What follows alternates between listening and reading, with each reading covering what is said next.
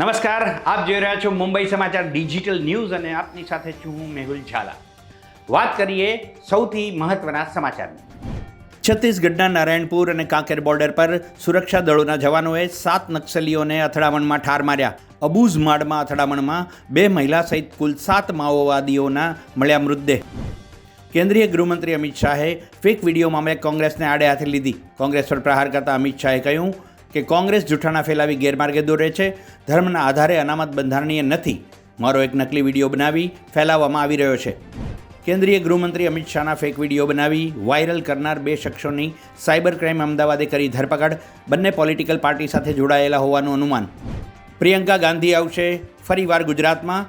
બનાસકાંઠામાં ગેનીબેન ઠાકોર માટે કરશે ચૂંટણી પ્રચાર.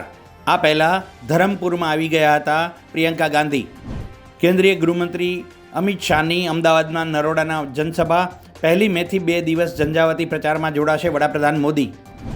કચ્છના મુન્દ્રામાં ક્ષત્રિય મહિલાઓએ કર્યો ભાજપનો વિરોધ. વિરોધ ખાળવા પોલીસે પણ બતાવ્યો પરચો. ઠેર ઠેર ભાજપના વિરોધના આવી રહ્યા છે દ્રશ્યો. ગાંધીનગરના પેથાપુરમાં મળ્યું ક્ષત્રિય સંમેલન.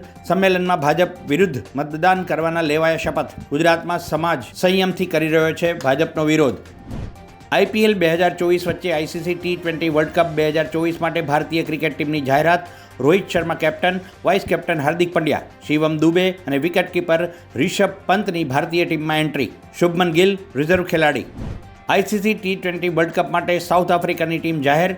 માર્કરમની આગેવાનીમાં કેશવ મહારાજ સહિત કેટલાય ખેલાડીઓને મળ્યું સ્થાન. બોલિવૂડમાં સૌથી ફેવરિટ કપલ રણબીર કપૂર અને આલિયા ભટ્ટની football team Mumbai city FC સોમવારે ફૂટબોલ એરેનામાં ફાઇનલમાં પહોંચી. જીતની ઉજવણી કરવા રણબીર તેની પત્ની આલિયા સાથે મેચ બાદ જોવા મળ્યો સ્ટેડિયમમાં. તો આ હતા અત્યાર સુધીના મુંબઈ સમાચાર ડિજિટલ ન્યૂઝ. વધુ સારા અને તાજા સમાચાર સાથે જોડાયેલા રહો મુંબઈ સમાચાર ડિજિટલ સાથે. ત્યાં સુધી મને રજા આપશો. નમસ્કાર.